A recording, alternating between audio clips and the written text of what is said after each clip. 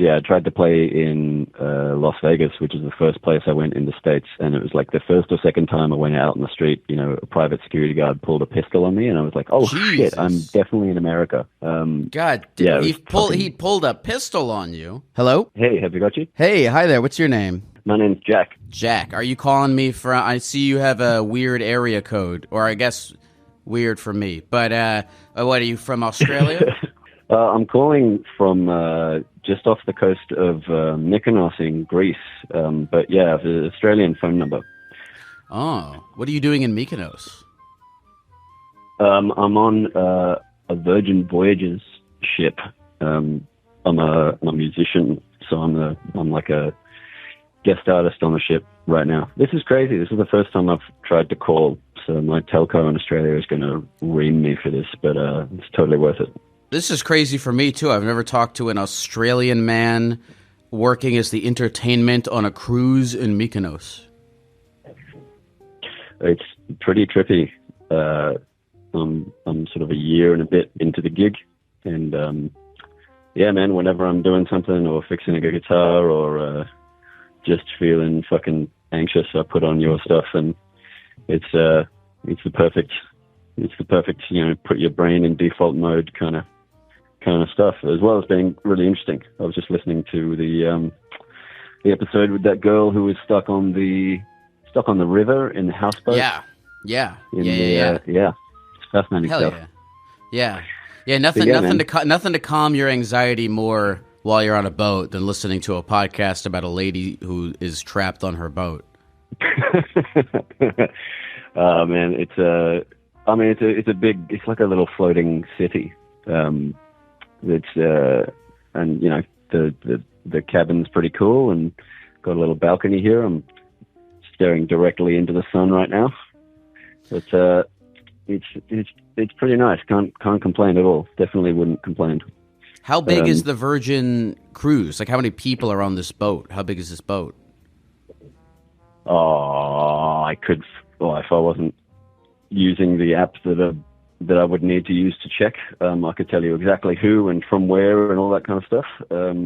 But there's a couple of thousand sailors, something like 2,400-ish sailors, which is the sort of name of the customers. And then there's, I think, 1,000 to 1,300 crew or something like that. Might be a little less, but wait, there's 1,000 crew. Hold on, 100 to 1,000. That's a large range, right there. Oh, sorry, I misspoke. There's something like, God, I think it's like 800 to 1,200. So like 800 to 1,200 crew, something like that. Like, don't quote me on it. Holy shit! That 800 to 1,200 crew members, and so how many fucking people must be on this boat for there to be that many crew? Yeah, I mean, heaps. There's at least 2,000 sailors, and there's like 15 levels to the ship. As far as I'm aware, there's sort of accommodation from level 3 to 4 and 3, 4, and 5 for crew, and then 8, 9, 10, 11, 12, 13, 14 levels for sailors, like cabins of varying sizes and all that kind of stuff. That's where I'm not I'm not simping for Virgin here. Like they, obviously they'd pay me to be on board. It's a great gig, but I'm not trying to be the travel agent right now. Yeah, pretty sick. Listen, man, I'm just asking how big the boat is. You don't have to give a coupon code or anything. yeah, affiliate marketing. It's about 1,000 feet long. That's crazy. The ship. That's crazy. It's not the biggest ship in the ocean, but it's one of the I think the second biggest class. Isn't it crazy that they make that thing? How do they make that thing float? Yeah, it trips me out as well. Like the fact that boats can be made of steel, they're like the heaviest things ever, but they float. And then the fact that airplanes fly as well, like, trips me out to the same degree. Well, yeah. What do you think is more trippy? The fact that airplanes can fly, or that you can make a floating city? Definitely airplanes flying. Definitely, yeah. That it freaks me out. Also, how frustrated people get in the air. Like, I feel like I'm stealing from some comedian right now, but yeah, I definitely am. Like, I think it was like, why do people complain in airports? Like, you should have your arms up in the air the whole time, saying "woo," like you're on a fucking roller coaster or something. I think that's either Louis or Dimitri Martin. There you go. Your wheelhouse, as the comedy / therapy Gecko. But yeah, it's. I mean, it take planes to be on the ship in the first place. So I think that the planes trip me out more. But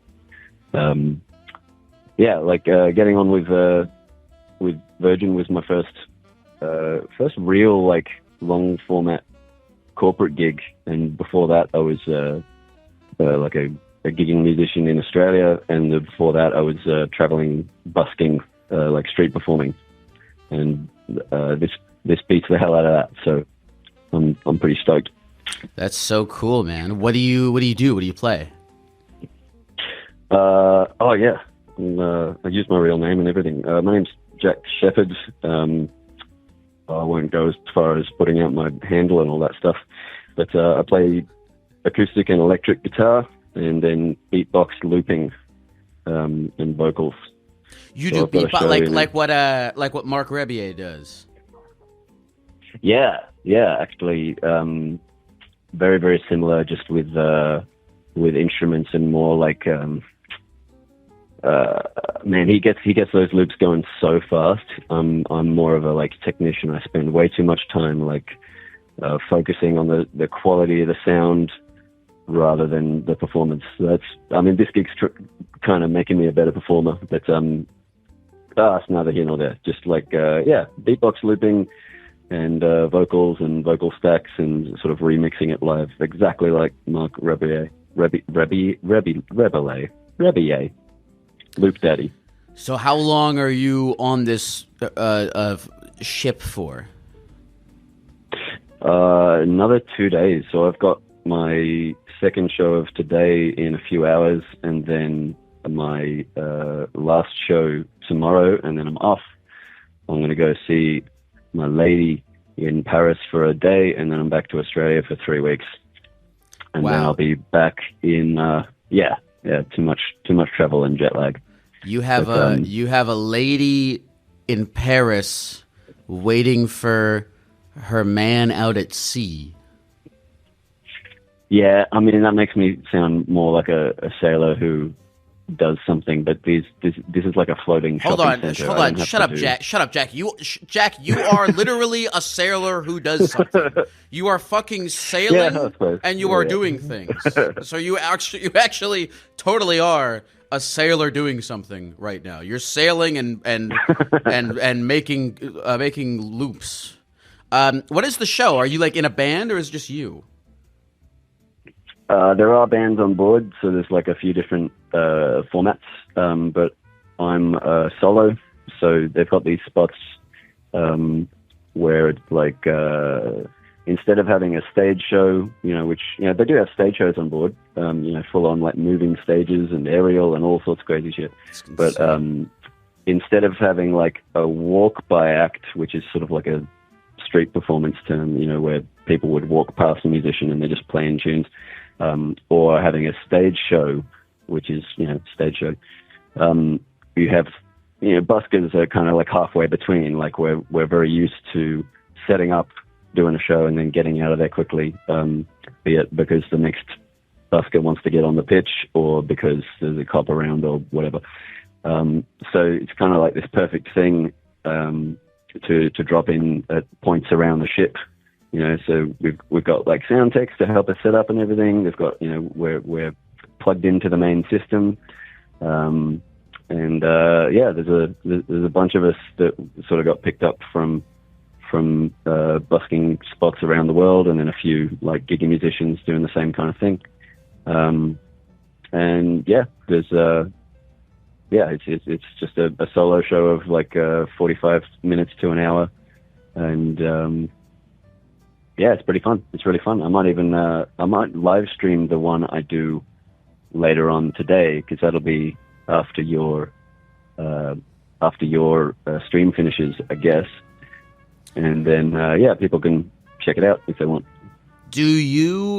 Are you allowed to leave the ship, or do you have like an ankle monitor that ties you onto makes you the boat's property? Yeah, they give us daily whippings to improve morale. It's pretty good, man. Like the guest artists, so I'm one of the guest artists on board. We come on for like a week to 4 weeks. So I've just done 4 weeks. We can get off in every port as long as we're not doing a show. You know, all we have to do is be there on time to play our shows, and other than that, we're just like any other sailor on the ship. And are you getting along well with the other performers, or is there any drama? Oh, there's always all sorts of drama, but I definitely wouldn't air it publicly, even if the overlap in your listener base is probably quite low. I'd just because it's a small group of people. Can I? Hold on. Yeah. But without getting specific, is the drama when drama stirs up at sea? Is it like who's fucking who, or is it like they're eating up too much scenery on when you guys are performing? Like, what is the drama typically about? I haven't seen any real drama about like performance kind of stuff, because everyone's, I mean, they hire pretty good musos, not to toot my own horn, but I feel like I'm in good company, and everyone's pretty good. But the drama's all the normal sort of shit. Who's fucking who, and so is said or did this, and it's just all that kind of stuff. Or there's occasionally this drama about the such and such who we work for, or who manages this group of people said what? Oh, yeah, I can't believe. Oh my God, Brittany's such a bitch. Can you believe it? Just the same sort of stuff you get in any sort of in any kind of workplace.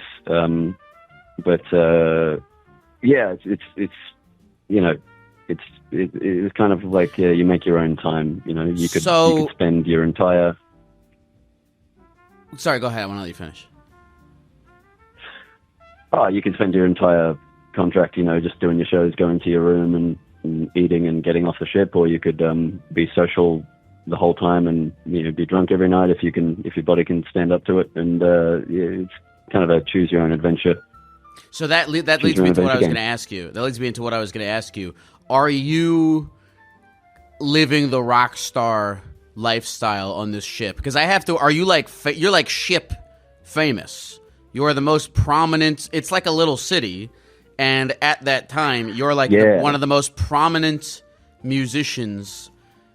Just even by not, I'm sure you're great, but even just by being one of the only ones there, you're ship famous. I'm definitely not famous off the ship, but I do forget that there's like a program and there's like touch screens around the ship where people can scroll through and see what's going on. So people will be like, "Oh, Jack, good to see you," and I'll be like, in my head, like, "Who the fuck are you?" "Oh yeah, I'm doing this gig." You forget that you're kind of representing the company anytime you're outside your cabin. So, but yeah, people are nice, man. I mean, they're all on holiday, like they're all having a fat time.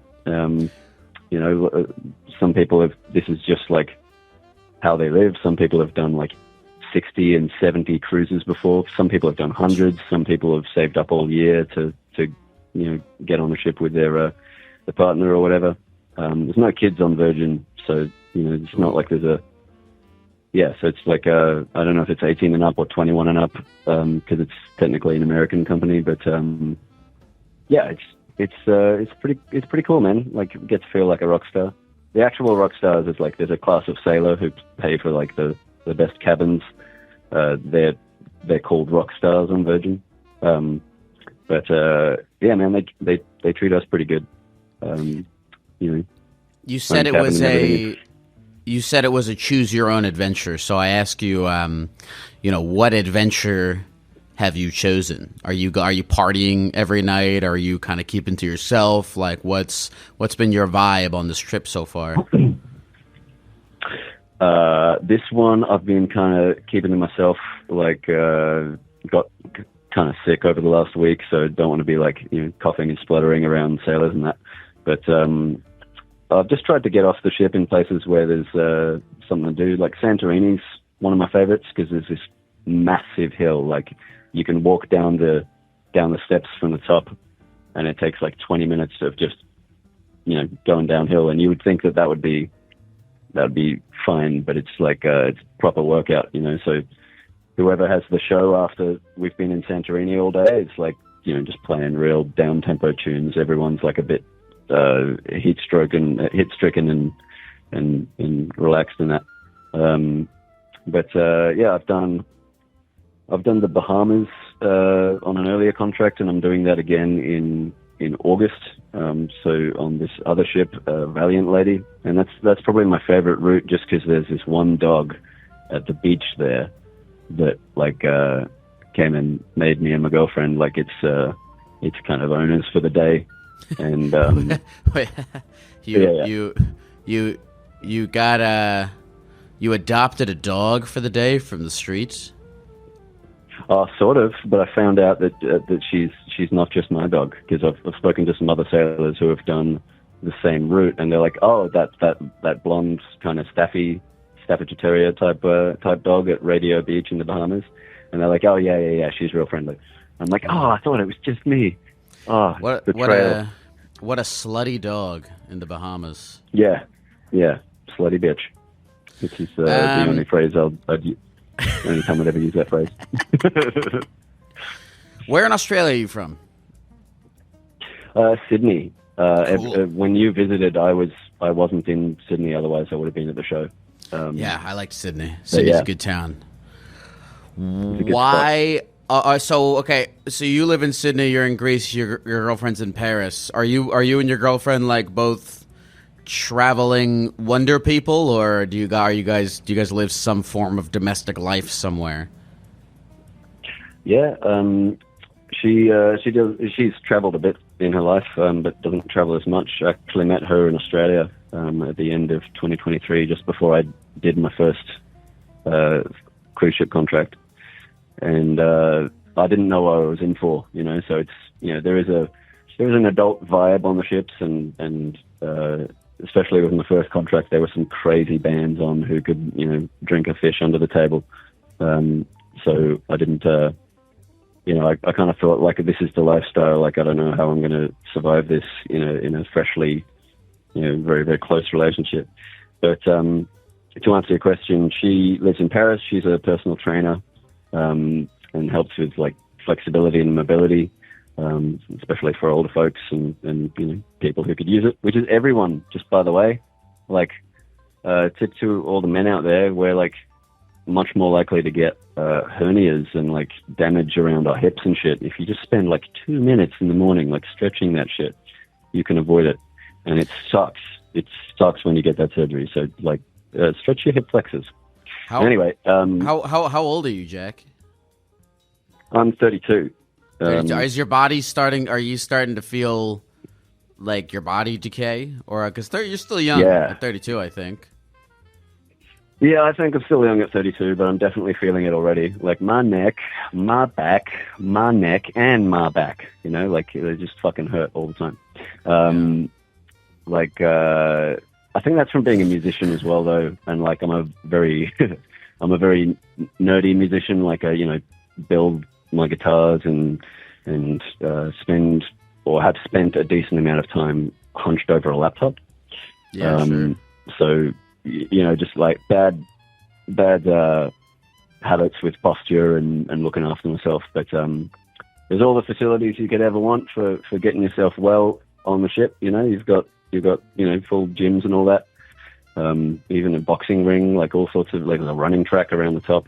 But there's also a bar open pretty much every hour of the day. So it's choose your own adventure in that sense as well. Man, I'm dumb as hell because I was imagining like a weight rack that had like if I was on the ship and I saw like the weight rack, and it had like the 100-pound weight on it or whatever, I'd be like, yo, it's crazy they can put all this on the boat and it still doesn't sink. It still trips me out, especially when you see the front. I've forgotten the name of it, but the big round thing, the long deck of the boat, it's the ship, it's the ballast or the sort of round, phallic looking thing right at the front bottom of the ship, like cuts through the water, and it's just big solid piece of steel, and it's. Do you ever actually the rehearsal space? Yeah, go ahead. We're on that delay. There's a rehearsal space at the front of the ship, which is like where one of the places the crew can have parties and like where the musicians can rehearse. And it's like right up in the on the other side of the insulation. You can just see the shape of the right at the front of the ship. So it's like depending on what day you're in there, if we're at sea or in port. It can be too rocky to rehearse, and you just go like, "Oh, I'm going to be sick. I'll go back to my cabin instead of practicing." Do you ever miss the busking lifestyle? Oh, sometimes, because it's like it's a full-on open world, choose your own adventure, and this is more of a sandbox, choose your own adventure. But there are a lot of things about busking I don't miss because it's one of the most beautiful things I've ever done, but it's also led to some of the most horrible and grotesque, a really, really high wavelengths, massive highs, very, very low lows. So, it's like, and also playing for your money. Like, I need this money or I'm not going to, have a place to sleep is not, it's not sustainable. And it also leads to some very funky kind of neuroses, both personally and like in groups of people. Like there becomes this kind of, I'm going to be the best busker kind of thing. And I'm struggling for a better analogy than something which is kind of ableist, but it's like that joke I heard in high school of like, being the fastest runner at the Special Olympics, it's like, to right. Totally avoid the ableism of that, but like right. It's kind of like you're just it's like we're playing on the streets, like you can be the best, and we're still on the streets. Absolutely. I just struggled for a better analogy there. You said I'm curious about this because you said that through busking, and I can imagine it has high highs where you're like, ooh, I'm like the fucking Beatles playing in that park, I'm like there's like busking. It's a very romantic activity, I'm sure there's high highs, and then but also you're exposed to just the general public, and when you're exposed to the general public, there's lots of wild cards. So I'm curious if you're willing to share. Yeah. Do you have any specific? Totally. Yeah. If you're willing to share, do you have any specific? Do you have like a specific high moment that you can remember, and then also a specific low moment that you can remember that you'd be down to share? I've got a couple. So high moments is like, I remember one year I was in Switzerland, Montreux Jazz Festival. And just busking by the lake there, and it's like they have a coin in Switzerland, a 5 franc coin, right? And it's I don't know, it's about the size of a Gatorade lid or something. And there's nothing sweeter than the sound of that coin being flicked into your guitar case, because it's worth like at the time it was worth like $8 Australian.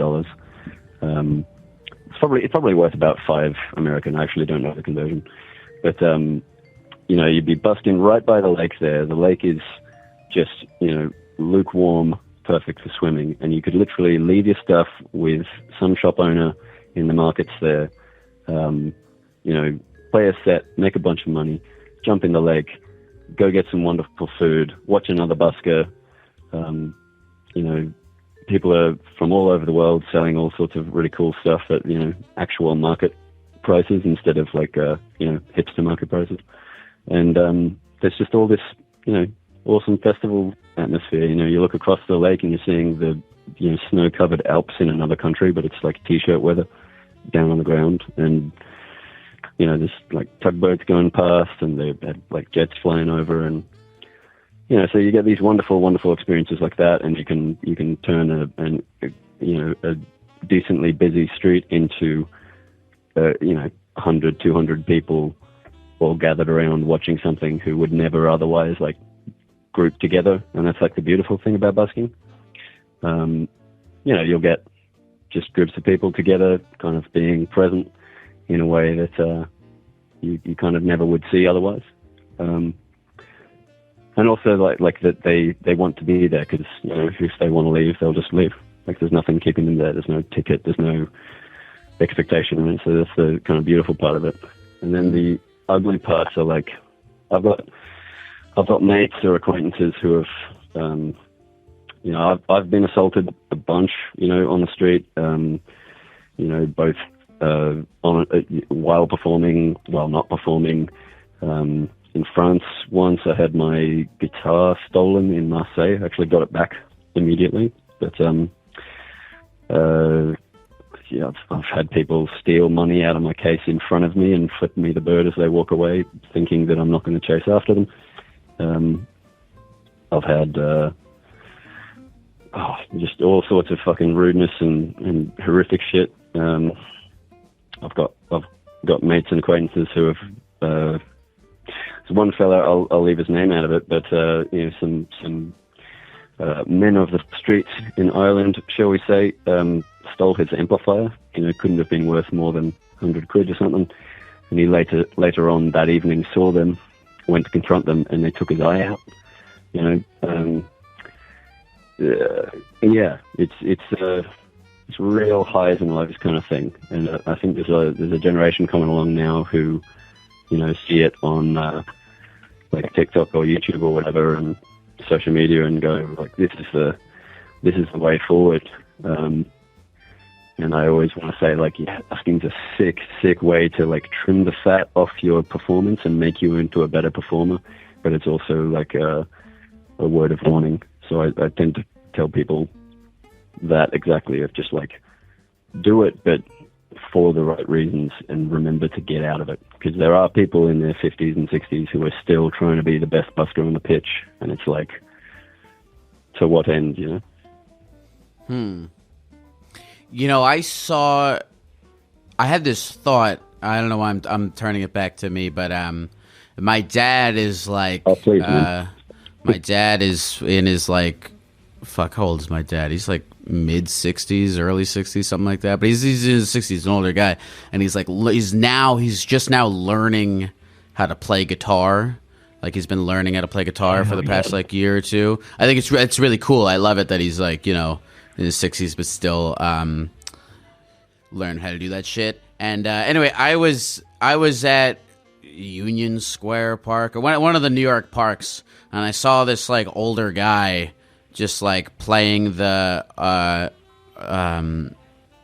bagpipes or the saxophone, or I forget what instrument he's playing. Let's say it was the bagpipes, and he's playing the bagpipes. And he's just kind of, and people are walking by and they're smiling, and you know, everything you were saying, the beautiful thing, like it's so cool to have like a free thing happening in a public place where folks just are living their life and they walk by and they smile and it's cool. And I was watching this guy and I was like thinking about my dad, and I was like, you know, and I was at the time I was also kind of thinking about like, what the fuck what's my life going to be like when I'm that age? And I was like, maybe I'll learn the bagpipes when I'm 60, and I'll just be like this guy at the park, and I'll just do that.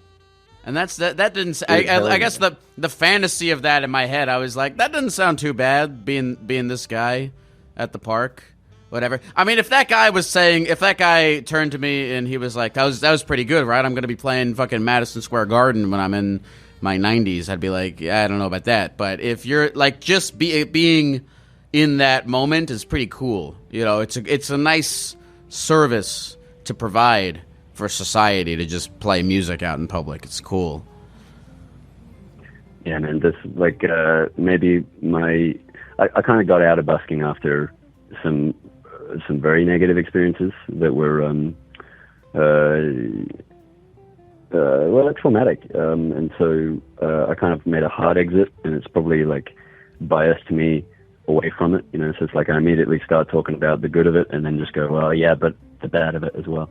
But yeah, that thing. I mean, I still love it, and I still do it sometimes. Not so much for money, and I'm very lucky to have this gig. You know, it's the more than I ever dreamed I would have, kind of thing. But the beauty of going and playing for people in the street and those moments that you do get, especially for younger musicians, I still encourage anyone, if you can get out to a street where there's a bunch of people around and you feel like it's safe to do so,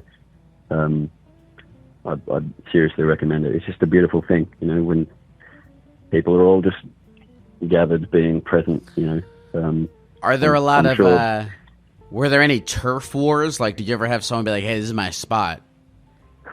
Yeah. That's most of what you deal with when you, I call it professional busking. It might sound weird to some people, but I was a professional busker. That's most of what you deal with. So you have queue systems, which is where first in, best dressed, you get there first and you either choose your spot or you get the next spot in line that's available at the end of the queue. Or you have draw systems, which is like everyone rocks up at a given time and draws straws or sticks with numbers on them or something. And this is all this is like informal, right? So you could shiny-eyed walk up to Hyde Park and be like, I'm going to play the saxophone right here. It's a public park. And then all of a sudden a bunch of clowns and jugglers and the guitarists are like, hey, we have rules here, buddy. Hey, buddy, this is a group of people who are extremely likely to be sort of like a little bit, anti-government, if not anarchist. But there are some fucking rules here, buddy. You right. Follow them. That's the funny dude. That's the funny thing is like, it is kind of like a hippie, like anti. It is kind of like an anarchist thing to just be like, I'm gonna just go to this public place and start a concert. And then slowly you start a little government around it. I mean, Yeah, it's a funny thing, what's the phrase? Power abhors a vacuum, right? So if there's no sort of hierarchy system, then people just kind of naturally make one. I found that to be true all over the world, like everywhere I've busked, at least. I haven't been all over the world, but I've been to a few different countries, and it's like you'll have it's something like 97% male, so you'll have and we need more women busking, so like any creative women of any kind, I'd encourage you, find your local community of buskers and get amongst it, and put the dick swinging egocentric fuckers in their place. Yeah, swing some fucking labor around, dude. We need we need all kinds of people swinging all kinds of stuff all over the world. Well, tell me this. Yeah. Tell me this. Of all the places you've been, what's the best place to busk? Like, give me like a place in a city, in a country, or whatever, and then the worst. Whoa. By the way, also, hold on. While you think about that, I also just thought we're too late in this conversation for me to say this, but in case if anyone doesn't know, busking means to like play music in public. Yeah, true. We're too late. I know this is late for me to say that, but I've used the word busking in front of people before, and I don't know if a lot of people knows what that means. But anyway, sorry, go ahead. Actually, that reminded me of something else. If anyone's looking to get into busking and you're wondering, like, people don't have cash, how am I going to collect tips? There's a site called busk.co, busk.co, and they let you hook up. I think it's Stripe and PayPal to a QR code that they'll also, do the design for you and for a nominal fee, like print it out on foam board and send it to you so you have signage. So people can then scan a QR code and tip you with like Apple Pay and all that kind of stuff. But or you can just use Venmo. You can just write your Venmo down on a piece of paper. Sorry, no, use your website. Never mind. Never mind. Sorry. No, true. Like you guys have Venmo and Cash App in the US. Oh yeah, right? I forgot. I've never bussed in the US. Right. I forgot it's not a global thing. I tried to play in Las Vegas, which is the first place I went in the States once, and it was like the first or second time I went out on the street. A private security guard pulled a pistol on me, and I was like, "Oh shit, I'm definitely in America." God, he pulled a pistol on you. Yeah, it's like one of these private security dudes for the casino there. I won't say which casino, but like it didn't point it at me, but pointed at 45 degrees to the ground, like I'm fucking serious. You have to move, and I was like, Jesus fuck, like I'm. In Australia, you can argue with a cop, and they probably don't even have a gun. At least in my experience. So yeah, it was a bit of a culture shock. But yeah. It can be kind of crazy. So maybe Vegas, maybe not the best place to busk. Although okay. That's a good answer. I do have a great mate who makes his living for the most part busking there, and it kind of depends on the act. And it's also like I'm not American, so I don't know the subtle culture and how to hook people and how to work on the street there and hustle right. That's a whole other beast I haven't conquered. I'll say this about Vegas is one time I was walking down I was dressed up as the Gecko, and I was walking down the strip, and this like a 12-year-old came up to me and he was like, "Hey man, I listened to your podcast," and I was like, "Dude, you're too fucking young to listen to my podcast." But whatever. I took a picture with him. And then his mom runs up after him. His mom runs up to me after he leaves, and he's like, "Hey, thank you," and she tries to give me $5.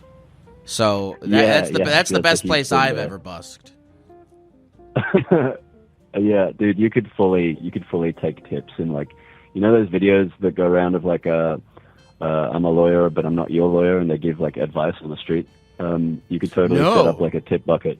Wait, is that are there actually like busking lawyers? I've seen on Instagram, so it's probably just my algorithm. But I say those. I've seen one dude multiple times, so maybe it's just his shtick. But that's a good shtick. He's doing like the Charlie Brown thing, except with law advice. Man, that's fucking crazy that somebody pulled a gun on you for fucking just busking. That sucks. Oh, dude, that's not even the craziest time with guns. Mexico was fucking nuts and had nothing to do with busking. I'll tell you the story if you want to hear it. But I haven't answered your question. I'm notoriously bad at answering. Okay, hold on. I'm putting a pin in Mexico. I'm going to ask you about that afterwards. But yes, give me the best place.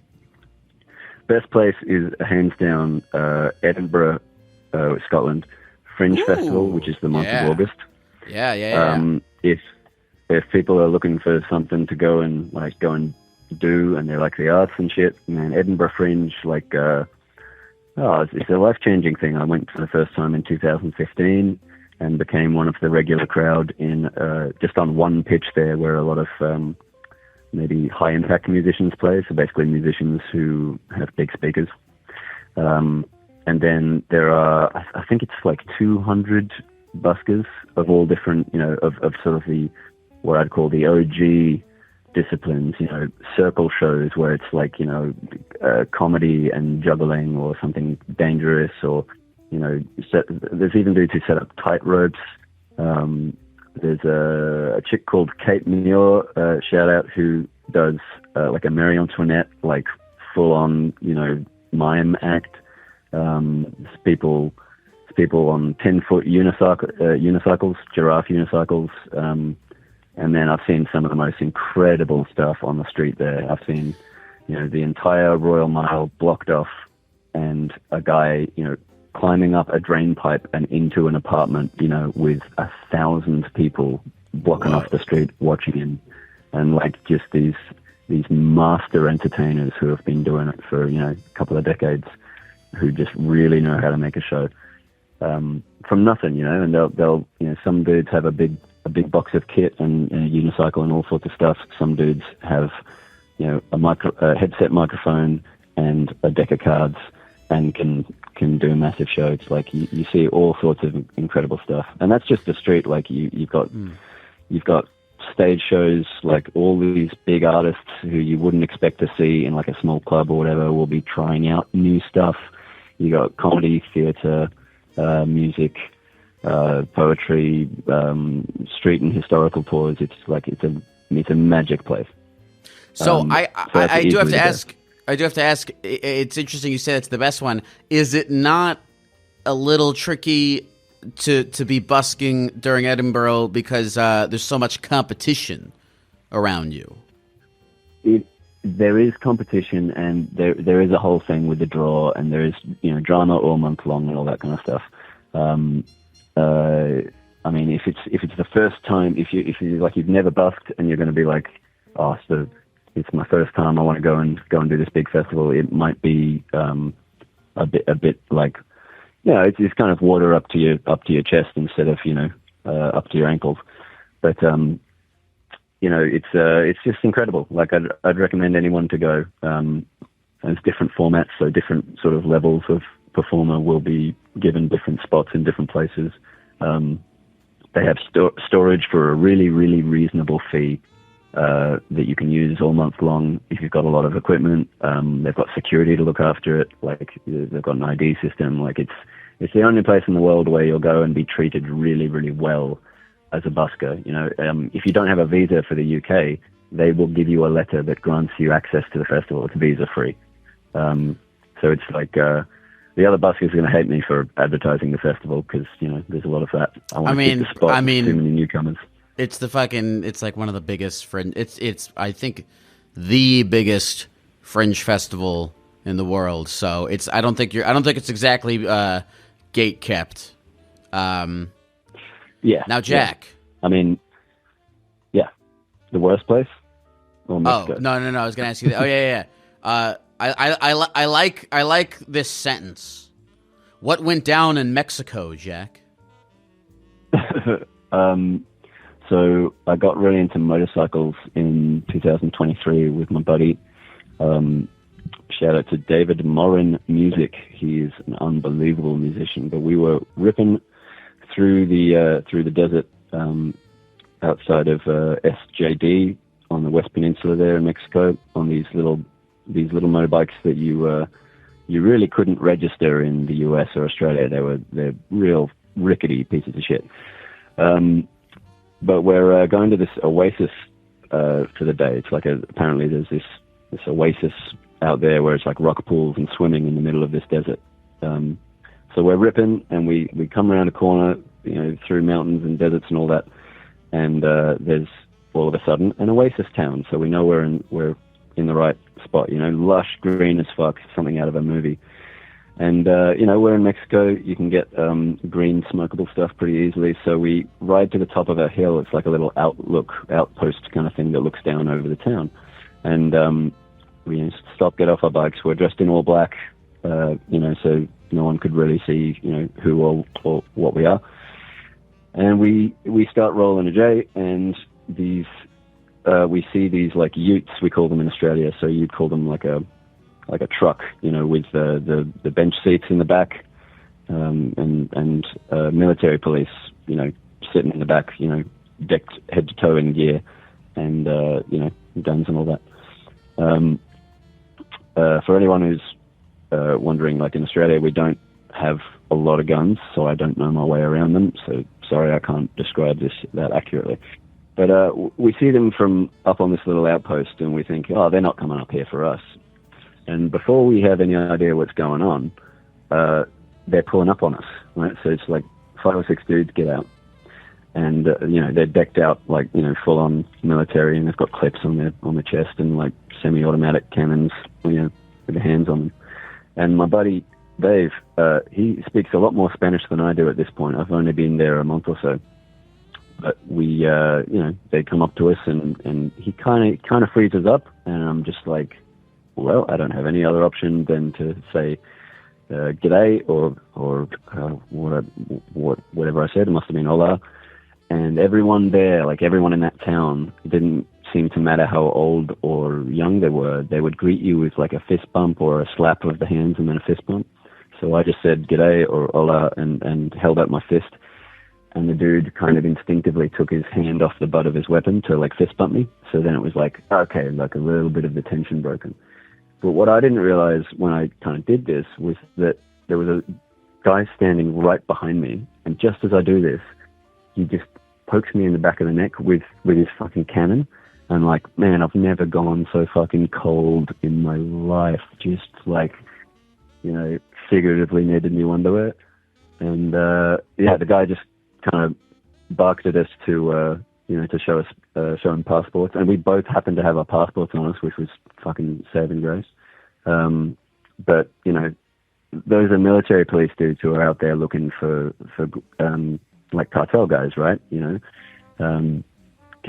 that's the whole thing that's going on underneath the economy and community of the local township. So as soon as he saw that we were like, these aren't cartel dudes, there's no face tats, and I'm white as fuck, so it probably helped. They kind of behaved like, we wanted to see some fucking acting today. I didn't speak Spanish enough, but I could see from their body language and the guys kicking the dirt, like, I wanted to fucking beat some dudes up. But yeah, and to make things worse, it was like when they rolled up on us, he had my buddy had his hat over my hands to stop the wind from blowing away the weed I was trying to roll. So they just caught us red-handed, like rolling a J. But they didn't really speak enough English to say like that's not okay, or like confiscating, or like you got to pay us, or whatever they were going to do. But yeah, man, that was absolutely mental. But I basically just said like, "Lo siento, sorry, sir," and put the weed in the rollies in my pocket. And he kind of looked at me like, "You can't fucking do that." And I was kind of thinking like, "Well, you don't speak enough English to tell me otherwise." So, however much English he speaks, he's got a big fucking gun. He can kind of tell you whatever he wants. Yeah. I was not exactly thinking I was in a good situation at the time, but right. Yeah. Once we showed them my passports, and it was like they left Australian, you alone. Canadian, They're they were not like, looking for you. yeah, and then man, we rolled on to this. We did end up rolling the J later on in the day, after we got to this little oasis called Santiago, and it was like one of the most beautiful fucking places I've ever been. It was like $5 or something to spend the whole day in this crazy like natural water park. It's fucking nice way to relax after that intense situation. But it sounds like overall, I would say it sounds like overall the sea has been a lot safer for you in your career in general than the land. Yeah. So I'm glad to hear that. I'm glad to hear that you've that your career has skyrocketed. It sounds that's really awesome. Yeah, man. Like it's helped dissolve a lot of my sort of illusions about the world and sort of I think kind of juvenile thinking, and it's also made me a lot more just sane. Like I used to smoke quite a lot of weed. For a good few years after I stopped busking, and kind of kid myself that it was helping me. And it does help some people. I'm not speaking badly of it, but it's just not compatible with me, and it made me a very paranoid, like uncommunicative, kind of depressed person. And since stopping, because obviously you can't get it on the ship, and you got to be compass mentis to do your job, your performances. It's just I'm enjoying my own company better, and the relationship that I started with my lady in France just before I started doing this gig is flourishing, and sort of everything I've ever wanted out of a relationship. So I've got a lot to be thankful for, and I'm having a fat time. Yeah. Jack, is there anything else you want to say to the people of the computer before we go? Is it all right for me to share my Instagram? Yeah, well, actually, you know what's funny is I was looking at the Twitch chat, and like the second after you said my name is Jack Shepard, but I won't be sharing my handle, I was like somebody already posted your website in the chat. No shit. Yeah. Well, I mean, that's what happens when you. Yeah, of course. Yeah, go ahead. Share whatever you share. Share all your stuff. Yeah, and I said I wasn't going to, but here we are. So it's from the days when you had to get your handle on social media by removing vowels from it because someone else had the fucking tag I wanted. But it's Mr. Shepard without the vowels. So MRSHPHRD. So Mr. Shepard. Mr. Shepard. All right, I'm looking you up. Yeah, it's just. Ooh. Yeah, it's just that everywhere. Wow! Holy shit, dude! As we've had this. Man, this is cool. I'm just scrolling through your Instagram. You're a cool ass dude. This is sick. That's very kind, man. Look at this. Oh yeah, look at this guy. You're like the Australian. You're like the Australian John Mayer, dude. Wait till you hear me play guitar before you say that, because that's a very good compliment. I haven't heard him play guitar either, but you guys just look cool. Yeah, that's funny you say that, because there's a dude who looks more like him and plays more like him from my busking pitch in Sydney, from my home pitch. But yeah, because we've had this conversation now, and I'm about to do my last set in the sort of main spot on the ship. I'll live stream my set later on tonight, and hey, may as well shout you out, like seeing as you let me do it here. And I'm looking at this post. I've scrolled through your entire Instagram. You don't post very often. I'm looking through. Okay, this is from March 12th, 2019. You posted a picture of a bearded dragon that you have. I love bearded dragons, man. Oh, look at this bearded dragon. Not my bearded dragon, but one I was allowed to pose with for some photos for the cover of a CD that is on Spotify. Cool. But yeah, they're beautiful little animals, man. They actually have 3 eyes. Look at this picture of you like fixing a I don't even know what you're like doing a science experiment. That'll be me building. That'd be from 2014 or 15, building an electronic monstrosity of a looper and effects machine by cobbling together a bunch of other products and rewiring them. That actually leads me to. I like this photo. I say, which is sorry. anyone. Sorry, go ahead. Sorry, yeah, we're cutting each other off. Anyone who wants to learn how to loop or needs advice on busking and equipment and how to do all of that, it's like when I'm not performing, I'm building rigs in my head and helping other people with it. I haven't turned it into a formal business just yet, like the whole building custom things for people or building instruments. But anyone who wants to learn how to loop, how to busk and some tips for it, feel free to hit me up and I will talk to you. You know, just like I've been talking to the Gecko here all day, you know, until the cows come home. It's just for the love of it and for the passion of it. Dude, fuck yeah, that's super kind of you. I hope you get some DMs, man. If you get connected with some people through this, that would be really awesome. Oh, dude, absolutely. And yeah, fucking Gecko Nation, man. It's real cool. I really didn't expect to just get through the first time I called. Look at this picture of you, like you're like sitting down with the Tims, and you're like looking away, and you have your hand on the back of your neck. You look so bashful.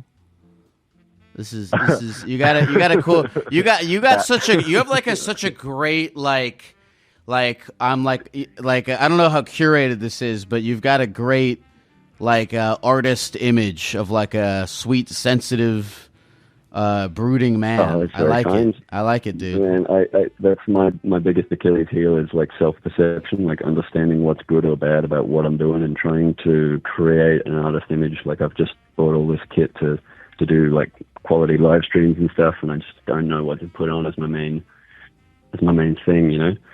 But yeah, like that photo shoot was supposed to be a trio shoot, and then our bassist couldn't make it, so me and my buddy were offered a fat joint by the person shooting, the person who owned the gallery or the studio.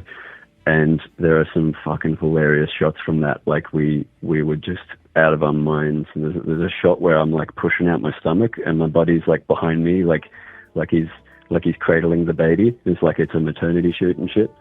It's some funny shit. But yeah, in those photos, I just don't know. I don't know how to look in fucking photos, man. I have this pointy meat suit. Yes, you do. Yes, you do. You might not. Yeah, let me tell you. This is the last thing I'm gonna tell you, Jack. Is you might not be able to intellectualize it how you look in photos, but you know how to do it. Your essence knows how to do it. You know, I don't say this lightly, Jack. I'm just looking through your Instagram, and I'm like, you were born to be a star. You're the Australian Jack Mayer, and I hope that one day, John Mayer. Did I say Jack Mayer? I forget what I said. I hope one day John Mayer becomes the American Jack Shepherd. I'd be having a very, very good career if that happened, but you know, a man can dream. And yeah, man, like if you're ever in the same place at the same time, if I'm ever doing a concert where there are tickets, you know, free tickets for you and the Gecko Nation. Bro, please, that would be cool. Maybe one day we can busk together. I'll play tambourine. Oh, that'd be sick. I'll have to get a bearded dragon costume. See you later, Jack. Thank you for calling. One last thing, though. Yes, sure. Yes, free of course. Palestine. There's no justification for killing children. There is just none. It's fucking indefensible. Free Palestine. Rock and roll. Later, Jack. Peace. Thanks. That was pretty cool. Yeah, I like busking. I'll sometimes, if I'm like in a place, I'll and I see a busker, I'll just stand there and watch for a while. I'll watch people watch. It is one of those moments where everyone gathers and you're like, okay, like, I don't know, throughout all the like crazy AI doomerism and everyone being on their phones and like shit, there's something about just watching someone just like play music in a public park and everyone's like dancing and watching along, where you're like, everything will probably maybe be okay. And that's, you know, that's good enough. Hi. Hi. What's your name? Chunk. That's a cool name. Yeah, it is. It's like my favorite word. What's up, Chunk? How's life? It's going. I mean, it's my 22nd birthday today. Oh. You sound like you're 47 years old. Well, that's reassuring. I feel like I'm 47 years old. Do you actually feel like you're 47 years old? Well, kind of. That's kind of why I called in, is because I feel like I kind of like speed ran life a little bit, and now I'm like not thrilled with where I'm at, and I'm like, well, now what? What do you mean you speed ran life? Well, like on paper, everything in my life looks like pretty good, I think. Like I'm 22, I like live alone with my girlfriend who I've been with for 4 years. I have a bachelor's degree, like a really good job and everything, but like really all I do is just like sit at home and play FIFA all day, or like another video game. You're 40. No, you're not 47. You're 22. How did you speed run life? You were like, what did you do? So like you, okay. So like you live with your girlfriend and you have a job, yeah. And you're like, all right, I'm doing the whole, I'm living a conventional domestic life. Exactly. At 22, and I didn't go crazy enough. Is that what's going on? Exactly, kind of like that. But I never, like, when I was like doing all that stuff, like I went to online college, so I didn't really like have that like typical like college experience, you know, which I didn't really want at the time. And now I kind of do want it, but like I also don't want to go into debt to like get another degree. No, that's really stupid. What do you do? Yeah. I like work with software for like a construction company. It's like boring, and I honestly like I'm trying to find a different job that like wouldn't be as boring, because like I do like what I do. I just think it's like the specific job I don't really like. But you're a software engineer. Not like a software engineer. I just like support software. So like if there's an issue with it, like they talk to me, or I like project manage and all that stuff. Do you work from home? Yeah, which is sweet, but it's also like I sit at home all the time. You know, it's kind of like a double-edged sword, and if you will. You work from home. Do you like work 9 to 5? Yeah. Yep. Basically. Okay. And what? No, yeah, going back to college, going into debt to have a nice time would be a bad idea. Exactly. Do you make money at this job? Yeah, I make good enough money. I mean, it's not like the best, but it's better than a lot of people. Okay. So what do you just want something, like you want to do something cool and exciting? Yeah, but every time like I have like desires to do stuff that's cool and exciting, I just like can't like pick myself up enough to do it, you know. Like I have this thing every day, and it's like why I've been like nonstop listening to the show, because I sympathize with a lot of people. It's like I just like want to do all this stuff, but like, and I have like some time and resources to do it. I just like can't like pick myself up to like actually go do it, you know what I mean? I don't have to say that I am not a doctor. Mm-hmm. And so I won't. Although I'm not a doctor. However, I'm like truly my brother, from personal experience. Have you considered? And don't take it from me. Go talk to a whatever person. But do you just like have fucking ADHD? I haven't been diagnosed, but I kind of a little bit suspect it. Okay. Yeah, but I actually have thought about going to therapy recently. I need to just pick once again, it's one of those things where it's like, I know I need to do it and I want to do it. I just like have to go through the actual steps. So, but I'm only saying this because like I have it and I have a ton of friends who have it, and it's like, this is like just such a classic. Yeah. I mean, I'm not going to say you got to go get on, take a bunch of drugs. I'm not saying that I recently started taking a bunch of ADHD medicine and now feel amazing all the time, and so I'm telling you to go do it.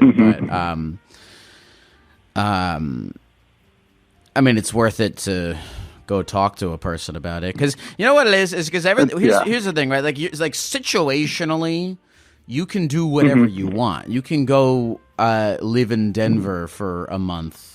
And pay, and you're working, so you have money, so you can do it.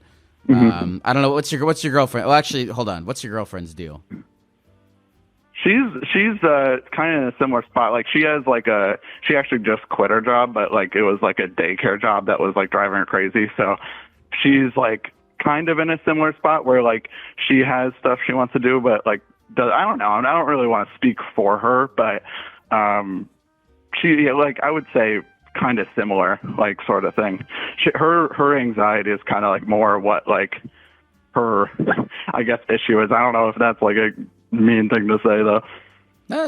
I mean, well, in talking about like you and the specific thing that you brought up, where it's like, okay, I feel like I live the life of a 47-year-old married couple. It's like, well, you don't have to. I mean, what would you? Yeah, no, I agree. Well, you're telling me, you're saying I have things I want to do, but I just can't like bring myself to do them. What are the things? Like mostly, honestly, traveling. Like I know it's kind of stupid. The thing that prevents me from doing it the most is my job. Like even if I do work remote, like I feel like if I was in a different time zone, it would kind of like ruin the experience of actually traveling, like having to do that. I can like take off like a week or so, but like I really want to do like the long-term travel sort of thing. But I've been trying to plan. I was looking at a trip to Thailand maybe later this year. I think that would like kick ass and like help me out a bunch. Yeah, that would kick ass. You do have the problem of like your hours get all fucked. But I don't. What kind of job? Exactly. Do you, like, are you? Well, because here's my question: is, I mean, you're 22, so you just started working at this company. I've been there for a year, so like that's like kind of what I'm saying too. Is like on paper, like it looks really good. Like I worked like full time through college. Like it didn't feel that hard, but like to an external person, it like looks really good. You know what I mean? Are you doing something where you are, where like I don't know, I have no idea what you do in your job day to day, but are you doing something where you're like constantly like interfacing with people throughout the day, and you have to like you have to like respond to Slacks at certain times? Exactly. Okay. Yeah. Sure. Yeah. Okay. So that makes it harder. That makes it harder. Yeah, exactly. And I would love to just like try to like go to Thailand and like not take off work, but then I feel like pretty quickly I would get like pretty tired of getting messages at like whatever, like 2 a.m. No, that would suck. Having to get up and respond to it. Yeah, that would suck. But you have time to make it to Thailand. I mean, why don't you go to like there's a lot of cool places you could go to that are on the I'm sorry, where did you say where you live? No, I'm in Pennsylvania. I'm in the like Lehigh Valley area. Okay, you're all right. You're on EST. There's a lot of cool places you can go on those hours. There's all of fucking South America. True. There's all of Mexico and Guatemala, and like there's adventures that, like if you're just telling me you want to go on an adventure, I mean I've been working remote for 5 years, and I had one time like 3 years ago where I was having another existential crisis, and I was like, I gotta go do something crazy. So I went to Guatemala for like a weekend, and I like just filmed videos and stuff, and that was fun. And that's on the same. You could go there. You could go Puerto Rico. That's a good point. Rica, you could go to Honduras. I just have to I don't know what's going on in Honduras. So, so I don't know what's going on in Honduras. So I don't want you to go there and die, and then in the news article it's like a gecko told him to go. A gecko got him killed in Guatemala. But you know what it is I actually don't even think, I'm just projecting upon you, but I don't even think that this is like I need a recommendation of a place to go. This is like a mental. This is I don't even know why I'm talking about that shit, because this is like a mental hurdle. That's a good point too, though, because like I think I just like get hyper fixated on like one kind of trip, like the month-long trip to like somewhere very foreign. Yeah, and, no, like, right. That isn't what it needs to be, though. No, not at all. That's what you're saying, and I agree with that totally. 100%. Yeah, but it is a lot harder, like, to like get myself to do things. I think you were right. Like, I do just need to take that step of like going to a therapist. I did it last year, and I feel like I actually like did have a time last year for like I don't know, like 6 months where I was like doing I was like almost like in that like perfect little, like, I don't want to say grind, but like I was doing everything I wanted to be doing. Like that's kind of like the main crux of it, is like I have things I want to be doing, but I end up just like scrolling on Instagram and watching YouTube videos and playing video games all day. You know, it's like it's the tough part is like getting myself to do the things I actually like want to be doing, you know, like reading is like, I want to read more. It's like all the typical stuff, like read, work out, like, you know what I mean? Yeah. Start taking a bunch of meth. It'll help a lot to do those things. Well, I already smoke a bunch of weed, so there's a lot of shit like this where it's like a Nike just do it thing, but also there could be some I don't know, go talk to a doctor, man. I used to be in my head I used to be in my head about there's a lot of this is just like, again, Nike, just do it. But now just from a personal level, I'm like, oh wait, maybe there's a lot of chemical shit going on. I'm just talking about for me. Oh, definitely. Yeah, go ahead. I've noticed it a lot in the last year, but there's part of me too that's like, should I be content? Like, if this is the thing that like I have a hard time reconciling, like, if what my brain wants me to do in the current moment is like what I should be doing versus like what in like my higher conscious mind thinks I should be doing, you know? Like, I almost feel like I should find like peace and like happiness in the things I'm already doing, like all the dumb bullshit I do. Like, you know, I'm in a very fortunate position to be able to wake up, you know, like 5 minutes after work starts and go make a bowl of yogurt and watch YouTube for an hour until I get a Teams message. You know what I mean? Yeah, but don't. So I want. What's your name again? Junk. Oh yeah, you said that. Junk. Everything you're saying to me, and also the fact that you're telling me that just the things that people talk about on this podcast resonate with you. It's like all those thoughts that you're saying right now. I've had all of them. I've been attacked by shoulds, and I've let should kind of run my brain and mental whatever a lot. But dude, fucking just how do I say this? I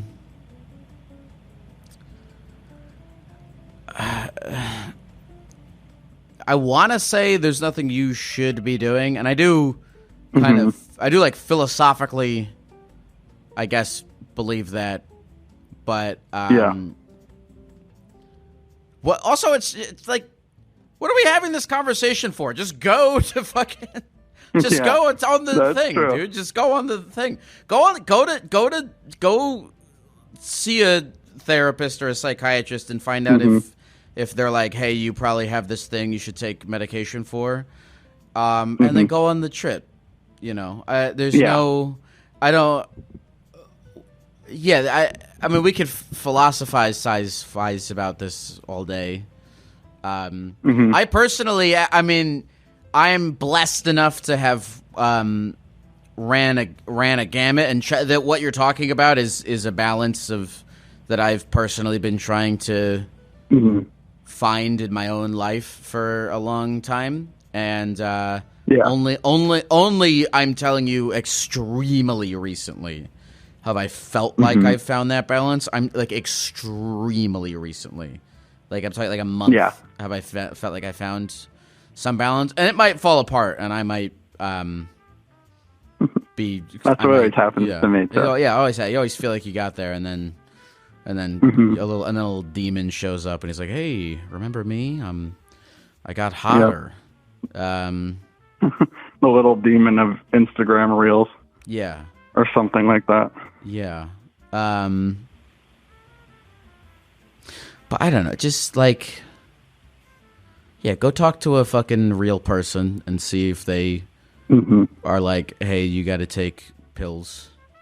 And definitely. I've been procrastinating that for a long time. Yeah, it's a real cat and mouse game, because you're like, you gotta make an appointment for a thing, and then you go, and then they send you a form, and the second you make a phone call and they send you a form and you see the form, and it like you see one question in the form where you're like, oh crap, in order to answer this I gotta find this other information. You're like, it's over, I'm gonna die without ever doing this. Yes, absolutely. Have you ever been on a trip? Last year, my girlfriend and I went up to Maine for like a week. That's kind of the same trip I think I need to just do, you know? We like have a trip up to Massachusetts with my family, and that's a hard thing too, is like, I always have like, well, it's not hard. I don't know how to say it really, but it's like, I have these like family trips that like take away from like, no, I don't know what I'm saying. Disregard that. That's fine. That's like That's No, like I know exactly what.